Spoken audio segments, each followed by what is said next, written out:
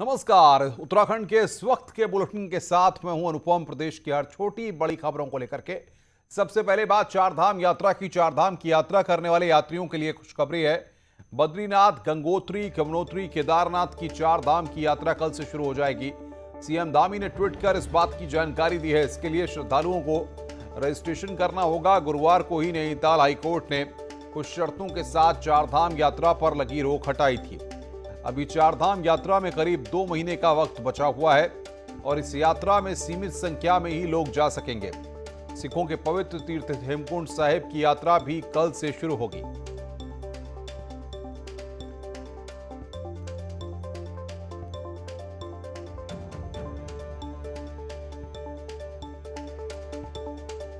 ये ट्वीट किया गया। देवभूमि उत्तराखंड में 18 सितंबर से प्रारंभ होने वाली चारधाम एवं हेमकुंड साहिब जी की यात्रा में आप सभी भक्तों और श्रद्धालुओं का उत्तराखंड सरकार स्वागत करती है।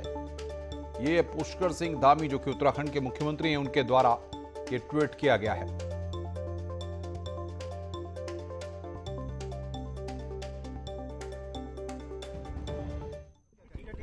नहीं, सभी श्रद्धालु आएंगे और हम लोग पूरी तरह से जान माल का भी जो कोरोना का जो संक्रमण है उसको ध्यान में रखते हुए हर प्रकार से यात्रा सुरक्षित रहे और श्रद्धालुओं के लिए जो है अच्छी यात्रा हो, सुगम हो, उसको बनाने के लिए सरकार हर संभव प्रयास करे।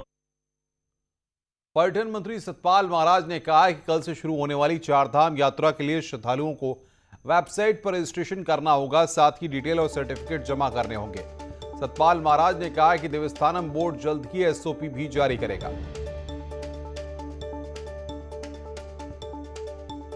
के निर्देश हो गए हैं। चारधाम यात्रा प्रारंभ हो गई है।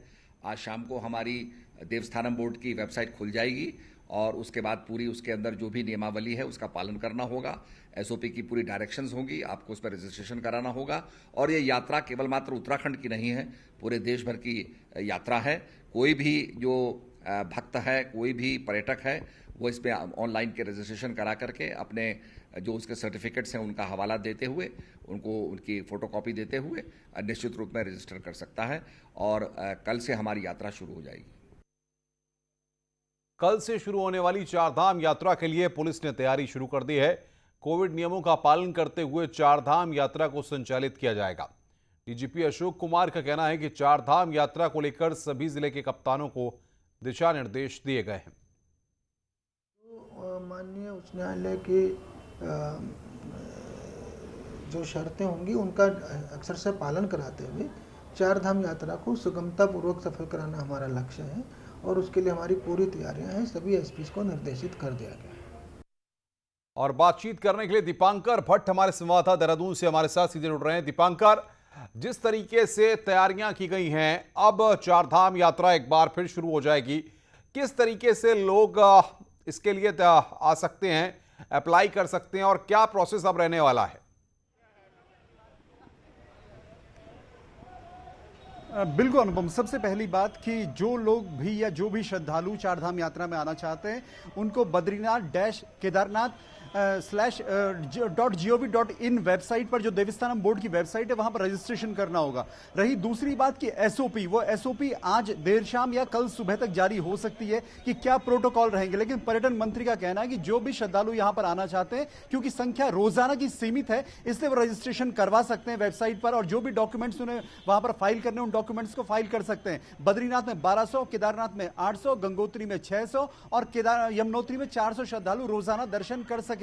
तो मुख्यमंत्री का भी कहना है कि कोविड की स्थितियों को देखते हुए पूरी तैयारियां की जा रही हैं। जो साफ सफाई का काम है उसको लेकर भी वहां पर पूरा काम किया जा रहा है, क्योंकि यात्रा पूरे देश के श्रद्धालुओं के लिए खुली है। इसलिए यहां पर जरूर यह होगा कि क्योंकि रोजाना लिमिटेड नंबर है, इसलिए दिन भी बहुत कम बचे हैं। 6 तारीख नवंबर को केदारनाथ के कपाट बंद हो जाएंगे, यानी 45 दिन के आसपास का वक्त बचा है। तो 1.5 महीने में सीमित संख्या में श्रद्धालु यहां दर्शन कर सकेंगे। और सरकार के ऊपर प्रेशर इस बात का भी है, देवस्थानम बोर्ड के ऊपर, कि कोविड की गाइडलाइंस का पूरी तरीके से पालन हो। यानी श्रद्धालु जो भी रजिस्ट्रेशन करने जा रहे हैं उनको यह भी देखना होगा कि उस पर्टिकुलर डेट पर उन्हें रजिस्ट्रेशन मिल पाता है या नहीं मिल पाता, या वरना वो फिर दूसरी तारीख को तय कर सकते हैं।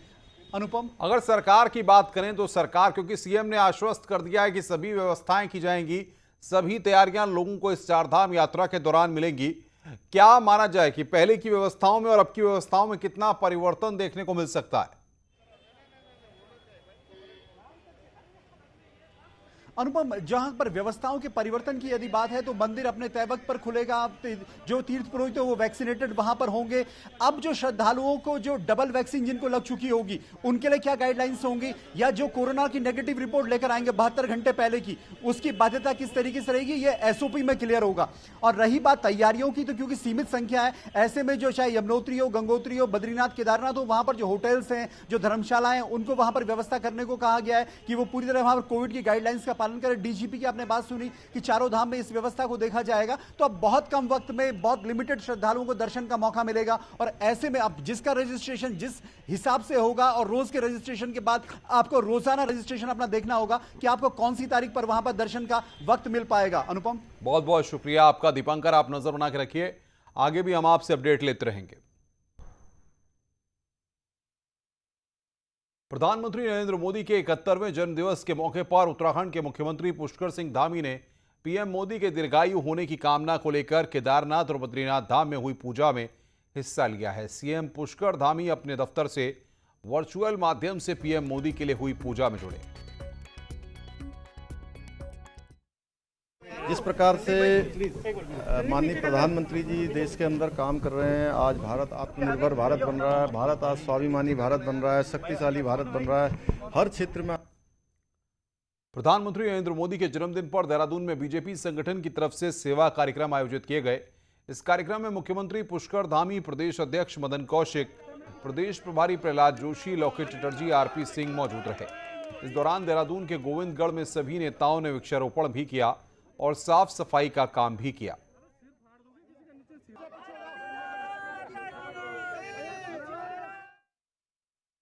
पीएम मोदी के जन्मदिन पर बीजेपी के राज्यसभा सांसद अनिल बलूनी ने उन्हें बधाई दी।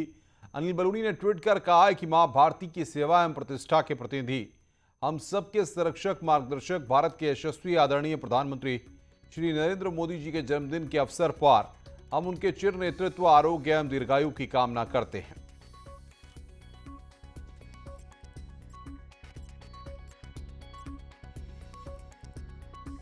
तो ये ट्वीट अनिल बलूनी ने यहां पर किया है और प्रधानमंत्री को उनके जन्मदिवस पर बधाई दी है। पीएम मोदी के जन्मदिन के अवसर पर उत्तराखंड बीजेपी के चुनाव सह प्रभारी आरपी सिंह ने देहरादून में गुरुद्वारे में अरदास की और पीएम मोदी की लंबी उम्र की कामना की। इस मौके पर आरपी सिंह ने पीएम मोदी की तारीफ की और कहा कि सिख समाज में उनके योगदान को भी गिनाया गया।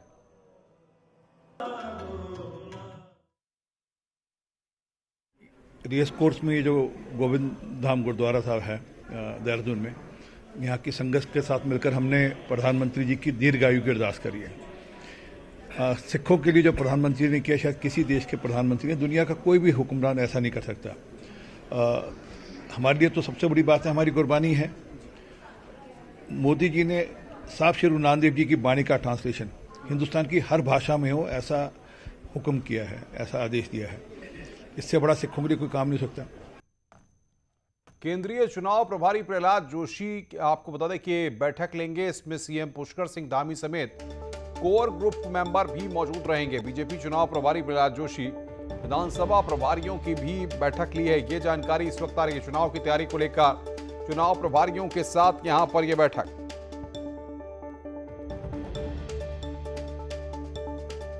देहरादून से बड़ी खबर, इस वक्त बीजेपी कोर ग्रुप की बैठक होगी। ये जानकारी हम आपको दे रहे हैं। इस वक्त चुनाव प्रभारियों की भी बैठक होगी।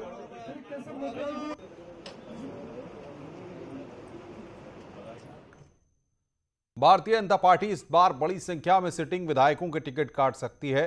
60 पार सीटों के टारगेट को गेन करने के लिए बीजेपी प्रदेश प्रभारी का कहना है कि सिर्फ जिताऊ योग्यता ही टिकट का आधार होगी। न्यूज 18 से एक्सक्लूसिव बातचीत में प्रदेश प्रभारी दुष्यंत गौतम ने ढैंचा बीज घोटाले पर पूर्व सीएम त्रिवेंद्र रावत और मंत्री हरक सिंह रावत के बीच चल रहे विवाद को लेकर कहा कि उनकी दोनों लोगों से बातचीत हुई है, सब ठीक है। उत्तराखंड बीजेपी पूरी तरह से चुनावी मोड में आ चुकी है। हमारे साथ मौजूद हैं बीजेपी के प्रदेश प्रभारी दुष्यंत कुमार गौतम। सर, जो केंद्रीय चुनाव प्रभारी हैं वो भी उत्तराखंड के दौरे पर हैं, सह चुनाव प्रभारी उत्तराखंड के दौरे पर हैं। क्या कुछ रोड मैप आप लोग तैयार कर रहे हैं?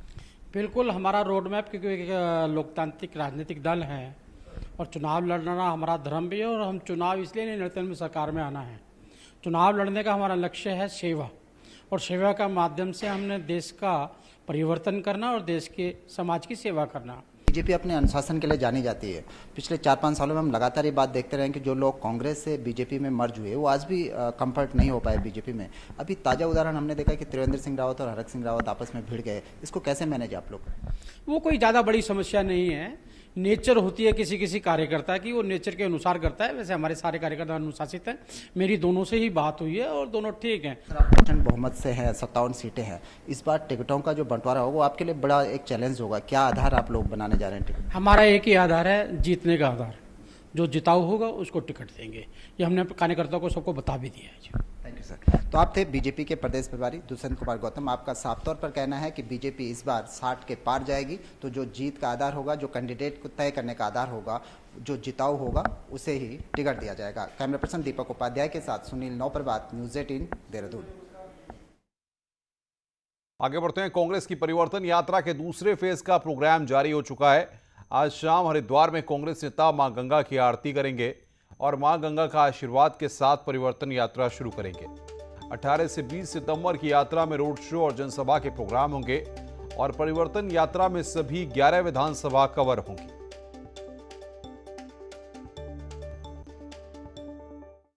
कांग्रेस पार्टी हरिद्वार में द्वितीय चरण का परिवर्तन यात्रा की शुरुआत करेगी और हम तो बहुत ही आशान्वित हैं। प्रथम चरण की सफलता के बाद हरिद्वार में द्वितीय चरण की हमारी ये परिवर्तन यात्रा सफलता के नए आयाम छुएगी, मेरा ऐसा विश्वास है। कांग्रेस ने आज रोजगार 2 अभियान की शुरुआत की है। देहरादून में कांग्रेस नेताओं ने प्रेस कॉन्फ्रेंस की। इसमें प्रदेश अध्यक्ष गणेश गोदियाल, किशोर उपाध्याय और प्रभारी देवेंद्र यादव मौजूद रहे। प्रेस कॉन्फ्रेंस में गणेश गोदियाल ने कहा कि बेरोजगारी में उत्तराखंड दूसरे नंबर पर है, लेकिन सरकार कहती है कि प्रदेश में बेरोजगारी नहीं है। प्रभारी देवेंद्र यादव ने कहा कि सरकार आने पर युवाओं को बेरोजगारी भत्ता दिया जाएगा।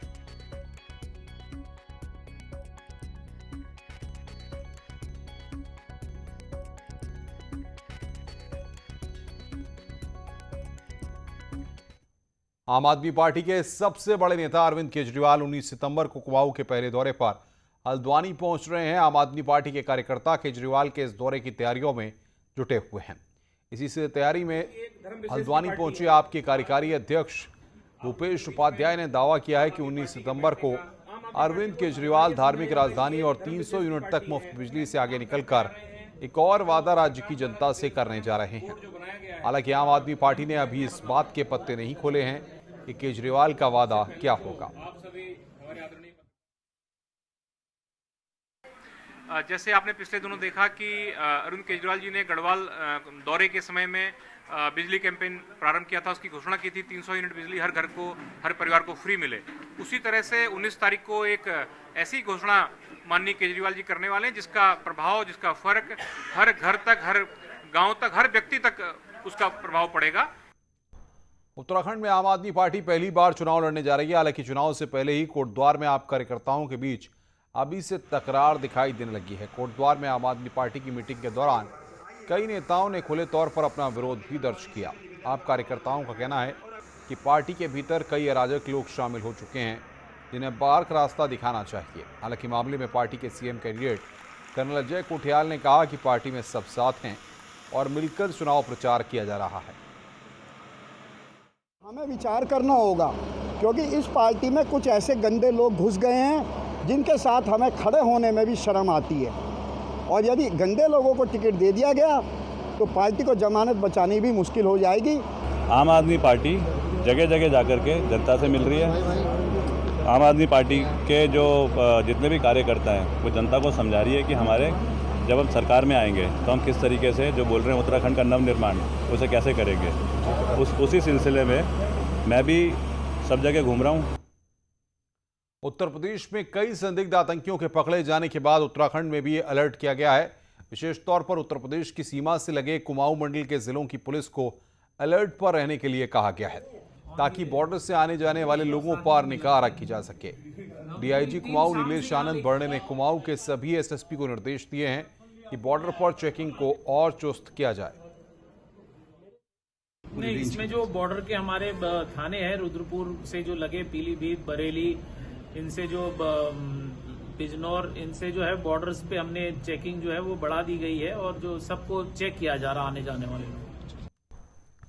खबरें और भी हैं, फिलहाल रुकना एक ब्रेक के लिए, ब्रेक के बाद जल्द हाजिर होते हैं।